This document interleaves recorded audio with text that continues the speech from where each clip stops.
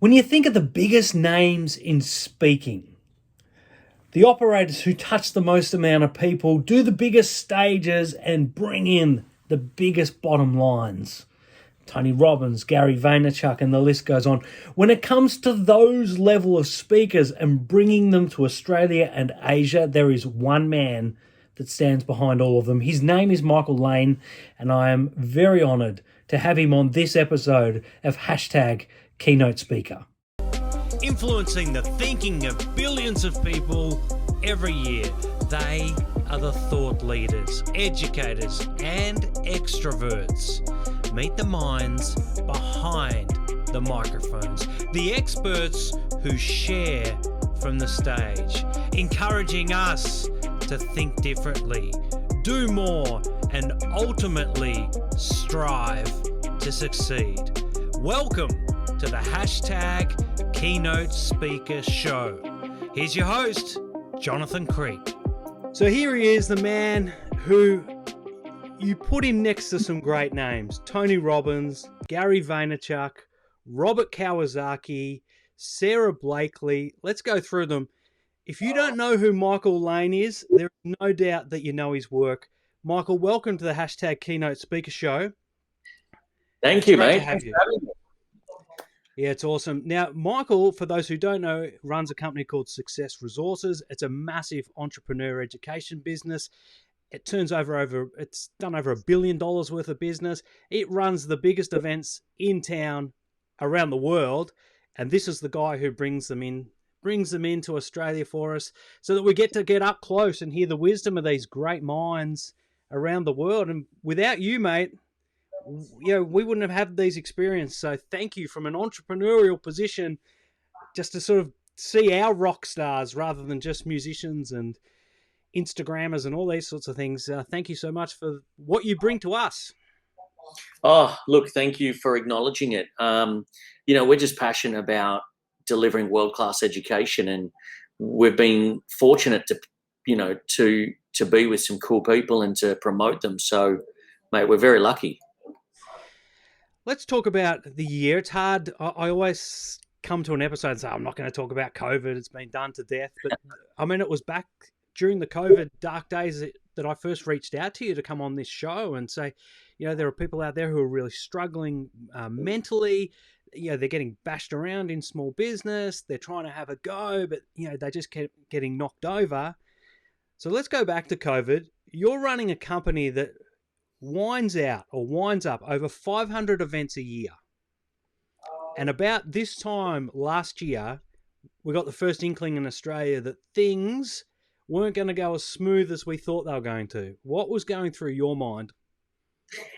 Great question. I can't believe it's been a year since then. Yeah. It's madness. But yeah, I was actually just about to get on a flight to Los Angeles, and you heard about it. There's a little bit in the media. Like most people, I was like, it's fine. It'll be in China, or everything will be okay. We'll figure it out. And I went to the US, met up with some really cool people. I've been sitting in Jay Shetty's house planning a world tour. And we're thinking, oh, yeah, it's picking up a little bit. And then come mid-March, it was like, geez, I need to jump on a plane and get home. It's this thing's getting out of control. So, look, for the listeners, 2019 did 525 live events in 37 countries. And in some of those countries, like Australia, you're doing Sydney, Melbourne, Brisbane. And so a lot of cities, a lot of countries, a lot of work. And then within a good month, we'd shut down everything. No surprise. You weren't allowed to run large-scale events. Couldn't even run, 100-person event. And it's quite interesting, Jonathan, because I went, okay, cool. We can make it work for 500 people. We'll figure that out. Then 3 days later, they change and go, it's only 100 people. I'm like, okay, we're entrepreneurial. We'll make it work. We'll find a way. And then it was like down to 10 people. I'm like, large scale education company, 10 people, just doesn't work. And the 10 included the technician at the back and the audio guy. So I'm like, then we need a speaker. So I've got 7 people I can put in a room. And the speaker wants an MC. So now you're down to 6. Speaker needs an intro, so I'm going to have to run in, do an intro, and then when I leave the room, we can put another participant in. It just didn't work. So it was by then that we thought, you know what, we'll give it a month or two. We'll do this virtual game, and then we'll get back into it. Well, it's 12 months later. We're still going. And you know what, Jonathan? I'm at a point where I'm grateful for the experience. I'm not grateful for what happened, because a lot of people went through some horrible times. A lot of people, even in our business globally, were affected and impacted and caught the virus. But I'm grateful for the experience because it's made me completely innovate my business. And now we run virtual large-scale conferences. And to give the audience a bit of context again, in 2019, when I did all those crazy events, we'd sold about 293,000 tickets, which is a lot. But I can do that in 1 month now on a virtual event. So this year we'll impact probably 2.6 million people in our virtual events. It's almost 10 times what I could do in a year. So, Jonathan, we're really grateful that our company was never built on running the most seminars on the planet.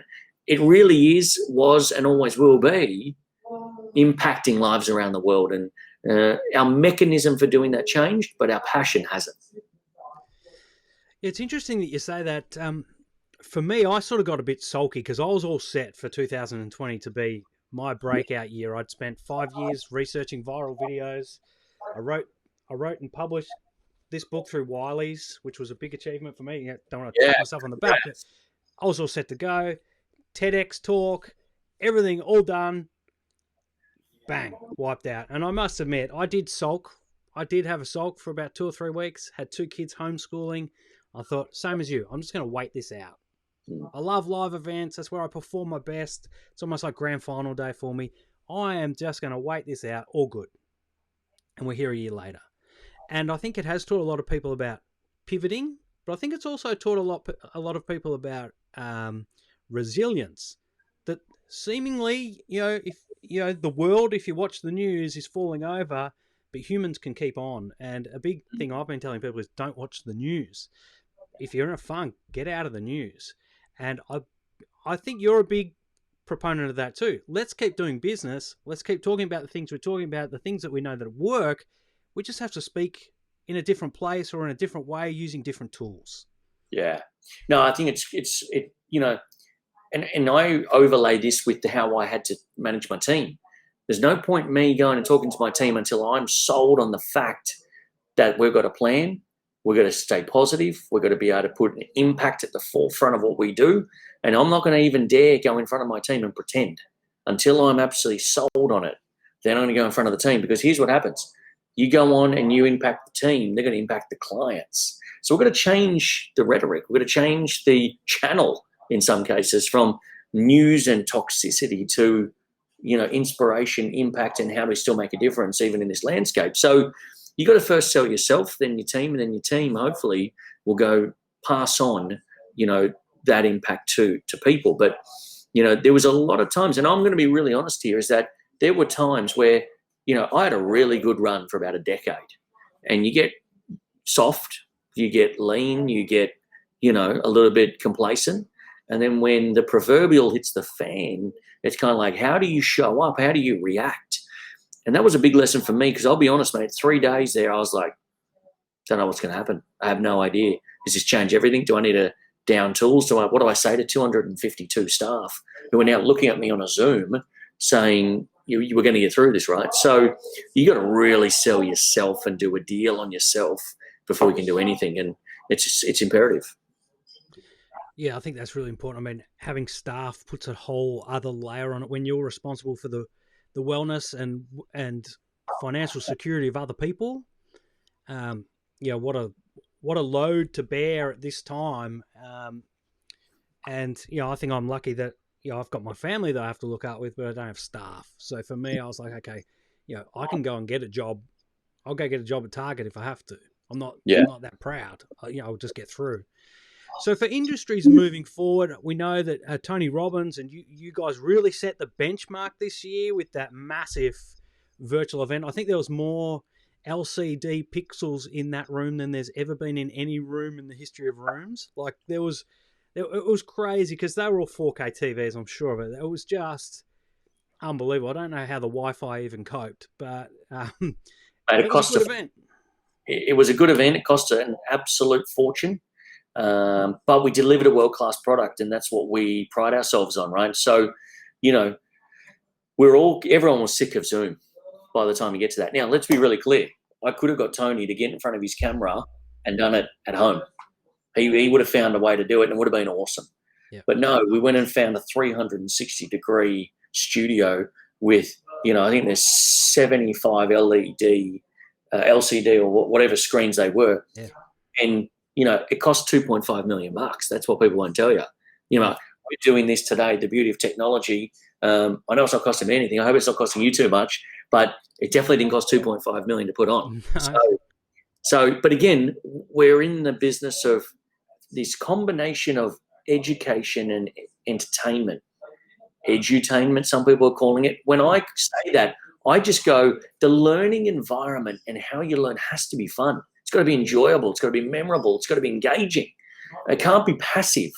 So I put a lot of bells and whistles, a lot of things into that. So people know that when you go to a Success Resources event, it's not going to be a standard bland event. It's going to have the bells and whistles, and that costs money.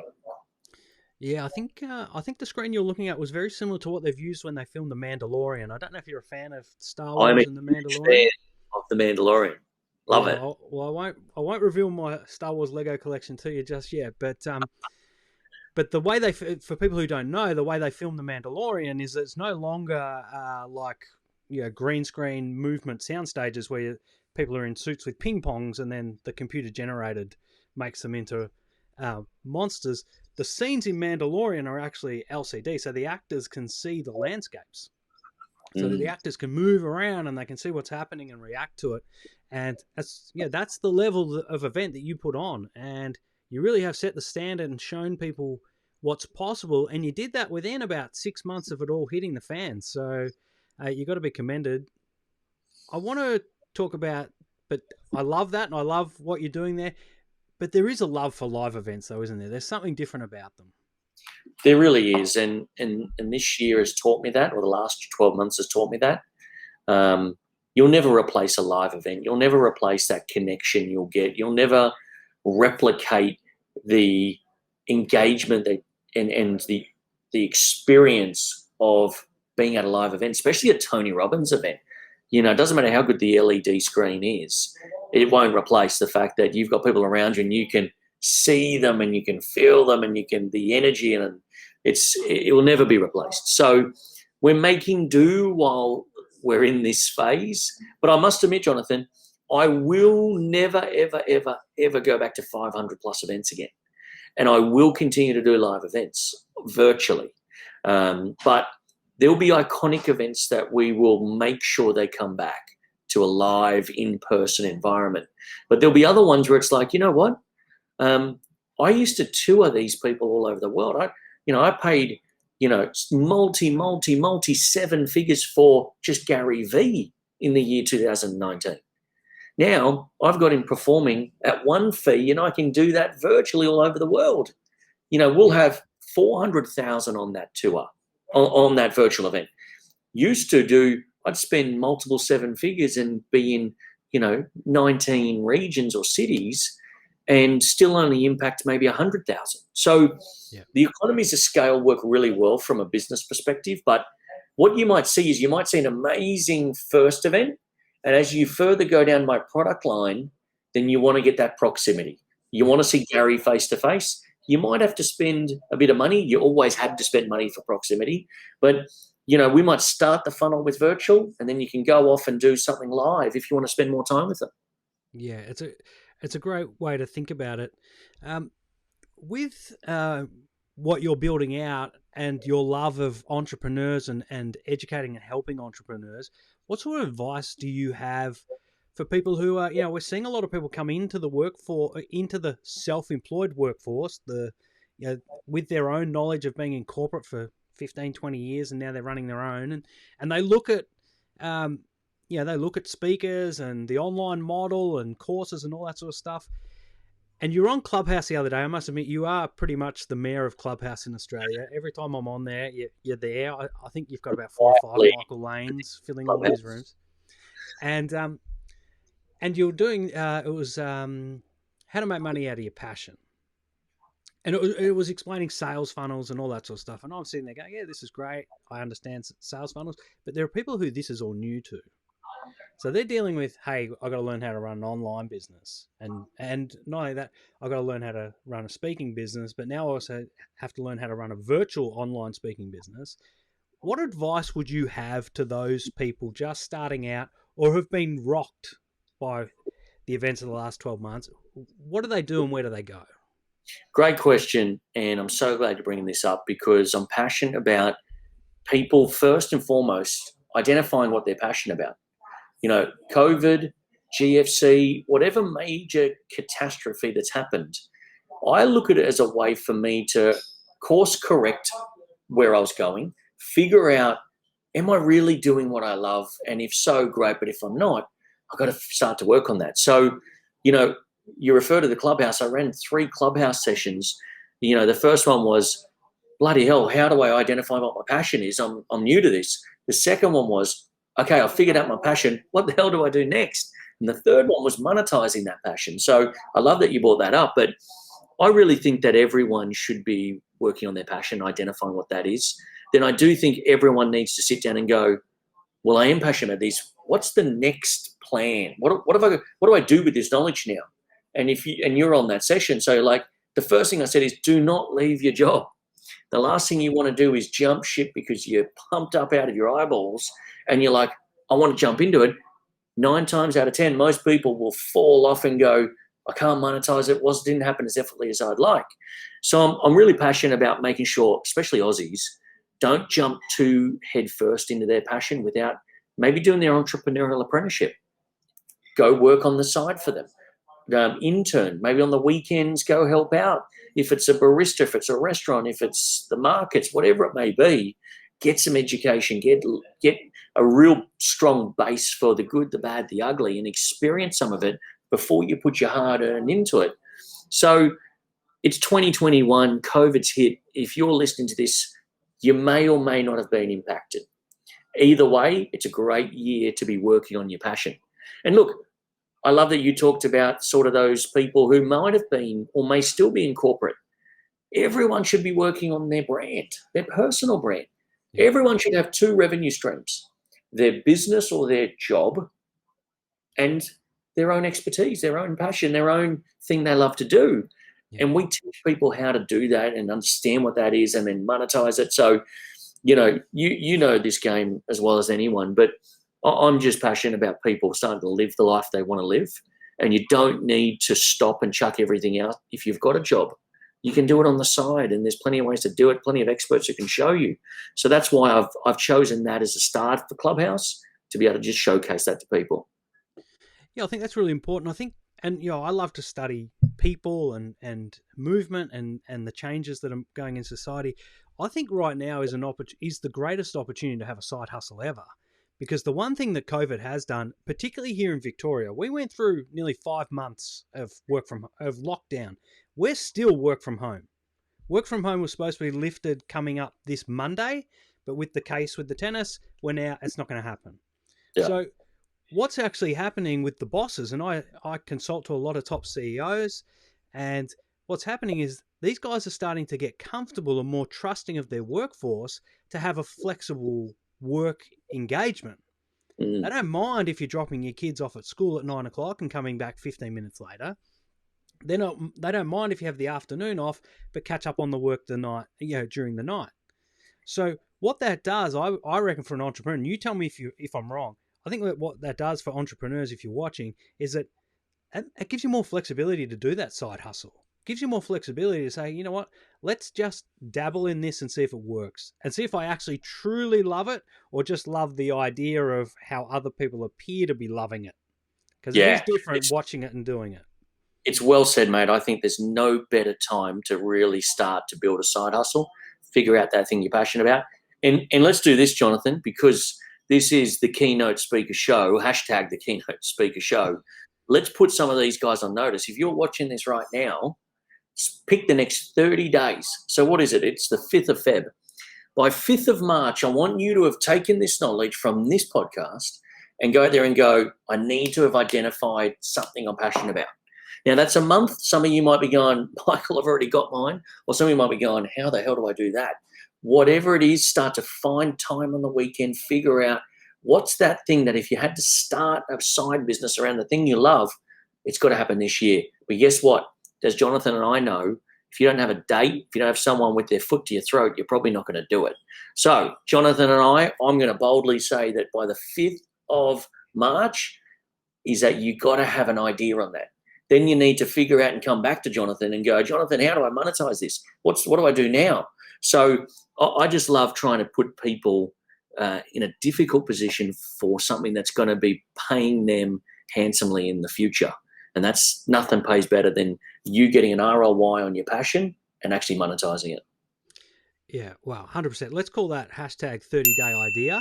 And you can tag me on LinkedIn, hashtag 30-day idea. We want to hear what it is without giving it away. Like, don't give away, as you said the other night, don't give away grandma's secrets, but give us the idea of where you're going to be working.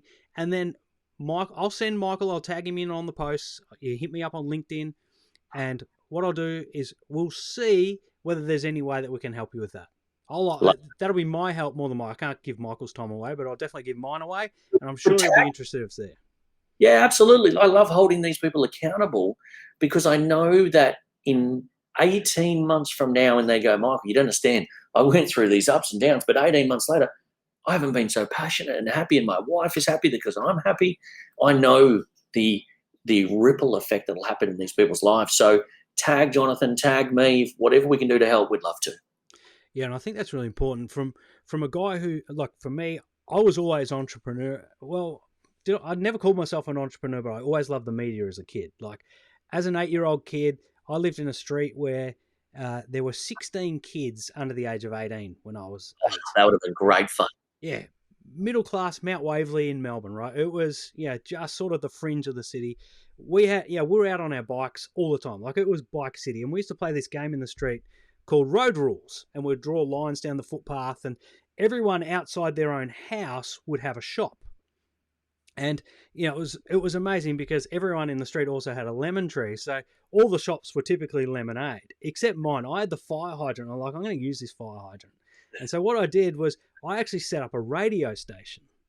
Now, originally it was just me and my boombox out there playing music and you could only hear it as you rode past, which wasn't really effective. But then I went to Dick Smith and bought what they call a spy kit or a listening. It was written on the packet. Listen in on what your sister has to say. It was it was amazing. And I was sort of talking to my dad, who was very entrepreneurial, and I was like, Dad, if I was actually to play my music into this, the way that it worked is that people just tuned their radio into the same frequency as the listening device. I said, if I play my radio into this, they'll be able to hear me on their Walkmans, because it was the summer of Walkmans. Like it was 1985. And my dad's like, yeah, that's how it'll work. So I would sit there with this spy kit and we put it on a big 12-volt battery so it had a bit more oomph. And people, they were riding up and down the street listening to my radio station, which I was just stealing off a normal radio station, but then I'd put my ads in. And basically what I ended up getting was all the other kids in the street would come and advertise their lemonade, and I ended up with more free lemonade than ever. The mistake that I think I made in my life is that I then went into a corporate job. Because that was the path. And it still is the path for a lot of people. And I spent 20 years in corporate, and as much as I had a fantastic job, I was a TV reporter, traveling the world, on the front step of history, it was incredible. And I loved it, but deep down I wasn't satisfied. And it was only once I started running my own business and running my own hustles, and I started with 2 businesses when I left. I said, right, I'm going to have 2 because chances are they're both going to fall over, so let's double my chances of at least getting one right. Love that. And 8-9 years later, one is still going, and it's taken a hit, but it's good. And I've never felt more satisfied in myself. So there is an important thing about finding your purpose and serving it, isn't there? There really is. And like you just said, it trumps everything else. That internal joy and that passion and happiness from just getting up and doing what you love every day. Jim, and I've been very fortunate to be able to do that for about 15 years now. And, it's not a chore. And my desire is that everyone gets to feel that and experience that, because guess what? Life is like this. It's going to come up and down at you. But the least amount of, reaction to those, and the fact that you can get up and still make an impact every day, helps, especially on the lows, not necessarily the highs, but, helps you get through those lows. So it's something that everyone should aspire to. And why not now? Why not the 30-day challenge? Yeah, the 30-day idea, we're going to call it. Because I think 30-day challenge is taken by one of those fitness people. So we'll call it 30-day idea.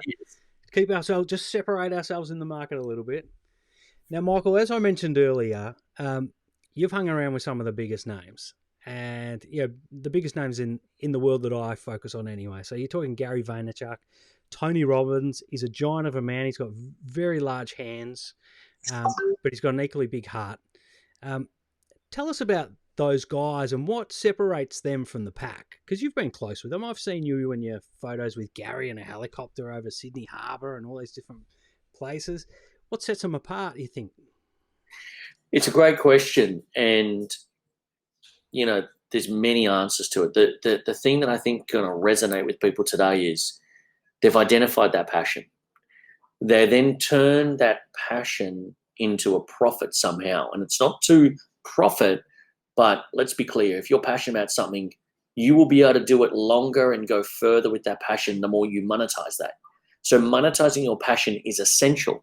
There's a lot of passionate people out there who never monetize, and, they go on and make an impact, but they can't make as big an impact as I'm sure they'd love to if they could fund that impact. Then there's a real key third step that I think these guys and girls have figured out, and they turn that passion into an obsession. Now, it's not an obsession to profit. It's an obsession to impact. And I think that's really important. Tony, with a very substantial net worth, his multiple companies turn over $6 billion per year. Most of those are not in the personal development game. Yet he spends 200 days a year traveling pre-COVID and still doing that. Why do you do that when you've got multiple companies bringing in more money than that? It's because he's passionate about it and loves to make an impact. Now, Gary, Tony, Grant, Sarah, any of these people have just figured that out. The more that you can be obsessed with changing the market, changing the sector, changing the industry, the greater the impact. And guess what? The greater the profit at the end of the day. So it really is a trick. It really is a game. I would love for people to be able to see it. But if you can get up every day and make an impact in the world, you will change a lot of lives, but you'll actually make a lot of money. And you'll make a lot of money doing the thing you love. And there's no better return on that. Yeah, I think that's a really important point that I work with a lot of small businesses in around video strategy and getting their brand stories right and getting that. And there are so many of them who they almost have panic attacks sending invoices.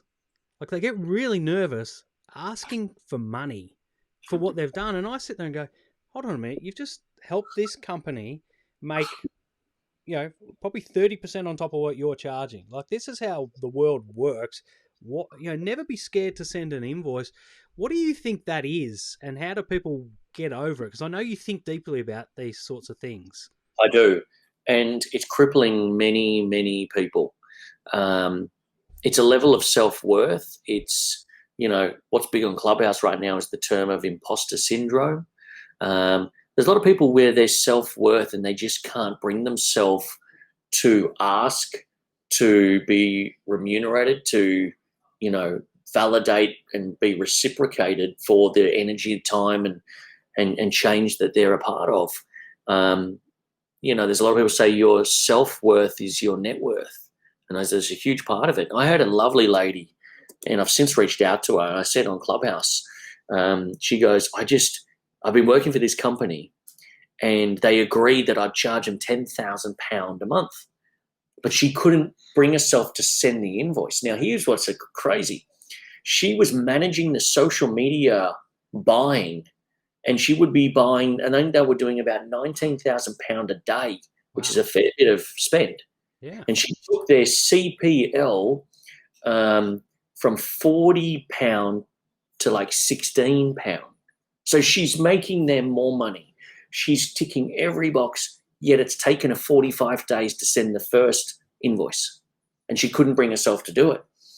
And we spent a session with her and just going through, and we broke it down, and she couldn't fathom charging that much because she grew up very poor. She didn't have the psychology. She didn't have the training, the mentors, the coaches, the education to go, I'm actually worth this. And look, they're telling me we haven't got your invoice yet. They're telling her, you've made us more money than anyone else has. We're so happy for this. It took her 45 days to send that first invoice. We actually said, it was quite cool, actually, Jonathan. We said, right, go send that right now, and we're all going to sit here and wait. Now, if you know Clubhouse, there's nothing worse than blank silence on Clubhouse. So we're putting on the spot going, go send that right now, and until you do, we're going to go on silent. And she was like, oh, my God, I wasn't expecting to do this. The long story short is she sent it. She felt amazing. She got emotional. But she finally got to a point where she goes, my self-worth, I feel like I'm validated now. So, look, it's crippling for a lot of entrepreneurs. You know, you are here to serve. You are here to make a difference, but you have to make money. You have to continue to show your value and your worth. Otherwise, the world is going to chew you up, right? Now, there's people out there who've got too much self-worth and they're overcharging and they're egotistical, and someone might pay your invoice once or twice, but they may not pay you long-term. So there's a balance. It's fair exchange. I love the saying, what's good for you, good for me, and good for the universe is going to work. You know, it's good for everyone, right? So I think it's important for entrepreneurs to remember that. Yeah, I think the other block that people have with invoices and money is that, you know, they consider themselves to be worth a certain amount each month. So whether that's $7,500 a month, $10,000 a month, that gets them through, that covers all their costs, and then they have a little bit of play money. You know, I suffered this really early on. Like, I was set on, you know, whatever I was getting paid in corporate. I then said, well, that's what I need to earn here. And then, you know, I'd almost sort of self-sabotage my months once I reached that point. And it really did take, I reckon a good 18 months and a good kick up the pants to say, no, you've had your downtime. You've enjoyed your time with your kids. Now it's time to ramp it up. What's the best way for someone to ramp up their business? What are the first 3 things they can do to really push it? First thing is identify that difference that you want to make. Yeah. And it's not a difference to change your financial statement. That's the biggest thing. And this is the big aha for most people. Don't start that business, that passion, that thing with the theory that it's going to make you a lot of money. Because guess what? At the beginning, it won't. It just categorically won't. The second thing is, I really feel you need a mentor. You need somebody around you to put your foot to their throat, or someone to hold you accountable. Now, I can hear people already yelling at me, Michael, I'm in COVID, I'm stuck, I can't do this. Get a virtual buddy. Get someone like Jonathan and I are doing right now. You know, every 3 p.m. on a Friday, we're going to spend 15 minutes together. We're going to hold each other accountable. Last week, Jonathan, you said to me, you're going to do these 5 key things. Have you done them? Oh, I did 4 of them. Not good enough, mate. We've got to hold each other accountable. So step number 2 in that is get somebody who's a running mate. We used to do this at our events, Jonathan, and we can't now because of COVID. But the first thing you do when you get in, there's your buddy. They're going to be with you for the next 3 days. You're going to make sure your buddy's in the room with you at the same time. You're going to make sure your buddy's done the homework. You're going to make sure your buddy's implemented this. Because guess what? If we're doing stuff for ourselves, we let ourselves off the hook. We're horrible like that. But for your buddy, we will do more than we'll do for most people. So have a buddy, have a running mate. The third thing that you need to do is start to position yourself as an expert. Now, whatever field, sector, industry, whatever it is, start putting content out, start doing videos, start positioning yourself. Here's what happens with that. Your endorphins and your certainty and your passion increases. Try doing a video what you're passionate about, then coming off depressed. It just doesn't work, right? You get fired up, charged up. I love doing content in the morning because I know if I do some content in the morning, I come off that and I'm like, boom, we are ready. Let's go. That nailed it. I feel great. I'm making impact. That third point is important because you can capture content, you can scale, you can show people that you're an expert, and then the monetization stuff happens. But Jonathan, they're the three quick things that I would suggest most people can do, and none of that was actually, I've got to place an ad, I've got to find staff, I've got to do any of that. They're three actionable items, and if you already got your passion, the first one, write your goals out every morning, do something, right? That's what I would do if I was listening to this and wanting to kick up the bum. It's almost cost-free too. Yeah. Depending on your level of your mentor, you can do that for zero. I would suggest don't go pay for a coach unless you're ready for that. Don't pay for a high mentor. Just get a running mate who's in a completely different field, business, but you're both at the same level and you're both going, you know what, we're running at the same pace. Have that, check in with each other, keep each other accountable. And as soon as you keep that person accountable, guess what? You don't want to show up next week and hold them accountable when you haven't been accountable. It's a great little hack. Yeah. That is really key because humans are, they're notoriously, the brain just wants to shut down. That's what it's designed to do, is to conserve, keep you safe and conserve. Hey, you know what? We can miss that today. You don't need to push ourselves. Yeah, let's go and have a sleep or go and have, have some you time. It's very easy. We're going to let each other off. We've been working hard. Yeah. It's crazy. Yeah. Now, Michael, you are a pretty popular guy around the speaking industry. Do you get stalkers often? Not often, but I've got a feeling, I don't know where this is going, Jonathan, but I felt like I may need up security. Yeah. I love telling stories. It's part of what I do. But do you remember when we first met? Do you have any recollection of us ever meeting? I cannot. Oh, but as soon as you say it, I might remember it. So, for people who don't know, I've been a massive fan of Gary Vaynerchuk. So I used to muck around with him a little bit on the internet back in the day when it was pretty much just me and him mucking around. But I went to the first Gary V Success Resources event at the Melbourne Convention and Exhibition Centre. It was awesome. Blew my mind. I got to meet Babin at the time, his cameraman, who's a great guy. And we had the same cameras, and we spent most of the time talking about cameras and shots and stuff. But the second year was when I'd woken up and I was like, right, time to put this on speed. Who are the guys that I need to meet and talk to? And you were my number one target. I was like, in this year, I think it was 2018 or 19. I'm not sure, whichever one was the second one. 19. I said, right, I'm going to meet Michael. I'm going to use social media to get to Michael. I'm going to meet him. And I think I reached out to you on Instagram or Twitter and said, hey, Michael, I'm this really cool speaker. I talk about viral videos. I know you do joint ventures. I want to get into speaking. Can I just have 10 minutes with you?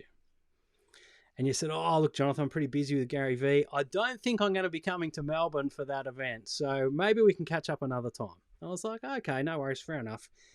And I think it was about 3 days before the event. I said, there is no way that this guy is going to bring Gary V to Australia and not come to Melbourne. And so I got a ticket. So I bought a ticket, and I think it was the second highest tier because everything else was sold. And I was sitting there with a friend of mine, and we'd been sitting there all day, enjoying all the great speakers, learning from everyone, having some amped up energy with JT Fox and some of the other guys that you were on stage. And then as soon as Gary V came, and people at your events, they get a lot of value. They can be sitting there for 5 or 6 hours before Gary V comes on. As soon as Gary V came on, I got out of my seat. And everyone around me, and I'd become friends with all the strangers. And they're like, what are you doing? Gary V's coming on. I said, no, this is my cue to leave. I've got another mission. And I knew that as soon as Gary V came on, that you'd be somewhere in the room. And so as soon as Gary V came on, everyone's up and cheering. I started scanning that room. I was walking up and back, and it was a massive room. And then eventually I spotted you right in the crowd, and I came and hit you up. And I was very proud that I did it because a lot of people would say, oh, don't bother him, whatever. And you were so nice and so accommodating, and we had a great chat. And I said, look, I'm going to write a book. I'm writing a book about viral videos. Thank you for what you do. And it was just a casual chat. I wasn't asking anything from you other than just to get to meet you. And ever since that day, we've sort of connected on social media and interacted and been in similar circles. And it's just one of those stories I like to tell, and just to let you know that maybe I was your first stalker, and I'll wear that badge if you allow me to. You're my first and only. Look, those tours are just so hectic. And you know what? It's only in COVID where you start to go, damn, they were busy. They were busy days, right? Because Gary's got a schedule that's unlike anyone else. And it makes it really hard for a partner like me, because he goes, we're doing 4 events and we're doing them back to back to back. So you can imagine Sydney, Melbourne, Brisbane, Auckland in 4 days. It's not just one team. I need a team setting up the next day. And some of those you're like, okay, I can't go to all 4 of them, and day after day after day.